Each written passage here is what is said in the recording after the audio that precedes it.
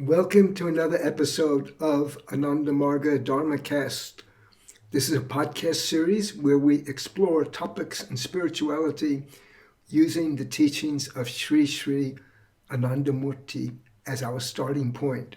So today we're going to look at a discourse given by Anandamurti, which is called The True Nature of Bhakti, and is found in his book Ananda Vacanamrtam, Part 7. So he's explaining what is bhakti and a certain aspect of bhakti. So there is a Sanskrit shloka. It says, Bhakti Bhagavato Seva Bhakti Prema Swarupini. So bhakti is the attraction towards God. When we see the universe is based on attraction, everything is attracted to one another. That's how it holds together. But when we have attraction, we have possibility. We could be attracted towards mundane things, or we can be attracted towards God. And when we have that intense attraction towards the Supreme Being, that's bhakti. In the first part of the sentence, it says, Bhaktir Bhagavato Seva. He didn't discuss that in this essay, but basically what that means is bhakti means service to God. When our actions are done to serve God and to please God. And in other contexts, Anandamurti has also said, in any case, if you serve humanity, you are serving God. But in this part, where this essay, he's talking about Bhakti Prema Swarupini. So we're talking about prema, and prema means divine love. But what is the nature of this divine love? And here I'm going to quote what he says. He says, that action which causes one's mind to become clean and pure, and one's words and thoughts to become identical. That is, one does not entertain two eyes, an internal eye and an external eye. That can be called bhakti. So this is a big part of human life, is that we're not sincere in a large part of the time. Because the best people are the ones who they think something, they say the same thing, and then they do it. They're straight. There's a straightness of their mind. Then there's another category of people who will think one thing, they will say something, they will do what they say, but they're also thinking something else inside. So that's a second category. And the worst category is someone who's thinking something, saying something different, and then doing something different. And in this essay, he calls attention to politicians, that they often are in that third category. They're thinking one thing, they say something, and then they don't do what they say, and humanity suffers for that. But prema, when there's prema, divine love, love for God, and it's a pure love, then the person who does that is straight. So we have to become straight in all of our thinking, doing, and saying, and then we have to have this love for the Supreme Being too. So he says, the mind becomes smooth, soft, and tender.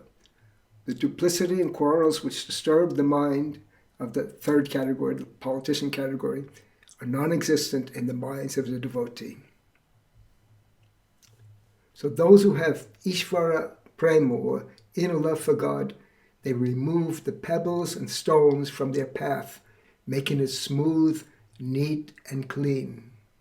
So non-indulgence in duplicity, hypocrisy, and other base mental propensities is the first sign of Ishvara Prema. Then he goes on, he says something very important. He says, say things clearly. Say, no, I am unable to do it. I shall not support you. Or talk straight. Do not say things like, it is good to see you again. Yes, of course, I shall think it over.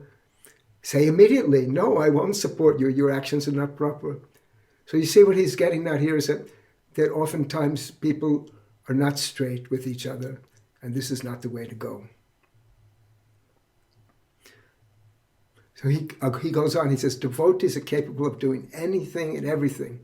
On the one hand, they can endure immense torture, and on the other hand, they can dance, sing, and feast in joy.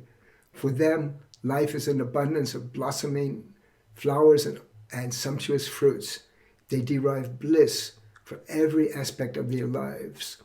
Others cannot do this due to their wickedness and sin. Their minds destroy bliss.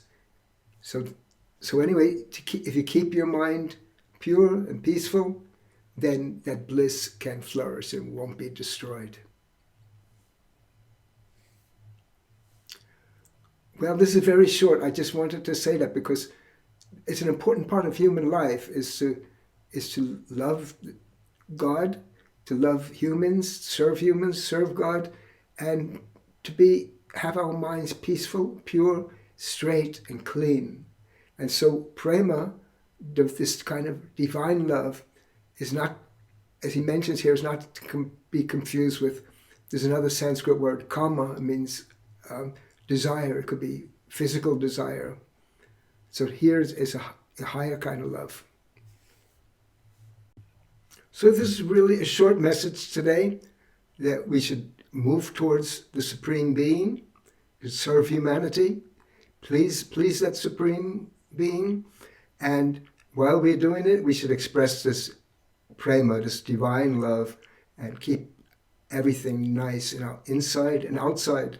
And whatever we're thinking and what we say and what we do, we should put them in line, and we can dance and enjoy the bliss of this universe. So that'll be it for now. And if you're enjoying this type of a podcast, if you're watching on YouTube, give it a thumbs up. You can subscribe. If you're listening on a podcasting platform, and we're on all the different platforms, then be sure to subscribe too. And if you're capable of giving a rating, then do that. And that will help us out. And because we'll know which kind of content is popular or not. And also, whenever you interact with the content online, what that does is that the algorithm then sends it out to more people. So we should send spiritual messages out to more and more people. At least that's what I'm trying to do. So I want to just close with the yoga greeting, the yogi greeting. It's called Namaskar. It means I salute the divinity within you with my mind and all the love and cordiality of my heart.